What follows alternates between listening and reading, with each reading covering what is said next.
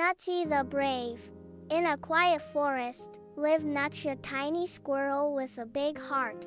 One day, a baby bird fell from its nest. Plop! The animals panicked. Nobody knew what to do. But Nutsy didn't wait.